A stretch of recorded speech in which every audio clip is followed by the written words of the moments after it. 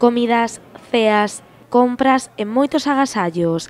Así é o Nadal, unha época onde ás veces non temos en conta a nosa carteira e simplemente deixámonos levar.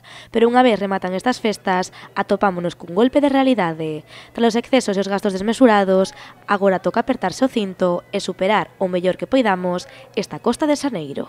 Cada uno sabe el presupuesto que tiene, lo que tiene que gastar y lo que no tiene que gastar. Se procura no gastar de más, que ese es el truco del almendruco. Pues con tranquilidad, yo no soy muy gastón, tampoco gasto mucho en Navidad, o sea que tampoco varía mucho de mi hábito de siempre. Bueno, hai que administrar a esta de diciembre, hai que administrala na costa de xaneiro, non? Con austeridad, ¿no? Habrá que intentar ahorrar y solamente gastar en lo necesario e imprescindible. Hombre, sempre costa un poquinho máis levalo porque, claro, se gastase moito hora durante as festas, se gasta máis que un quere, e logo, bueno, pois o mes de enero sempre é un poquinho máis axustado económicamente, claro. Hombre, afrontarla pues nada, trabajando.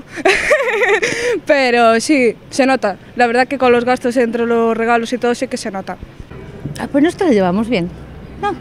Subiendo la cuesta, bien, la llevamos bien, sí. Lo que pasa es que la subida de precios es tremenda. Hombre, yo la afronto como ya es una cosa que cuentas y siempre dejas algo para la cuesta de enero, pues vas tirando. Coa chegada do 2020 comeza a notarse xa a subida de algúns produtos, entre eles o transporte público, o combustible ou as peaxes. Sí, bueno, de momento non notamos, pero bueno, habrá que levalo. Pois hasta ahora acabamos de empezar o ano, non encontrei nada fora do normal. A ver de aquí para diante o que pasa. Sobre todo los alimentos. Sí, sobre todo en eso. En otra cosa más que nada en comida, lo básico. Hombre, se nota, pero hasta ahora poco. No, se conoce que hasta ahora poco. Y a la plaza no fui porque hai sobras, como todo el mundo.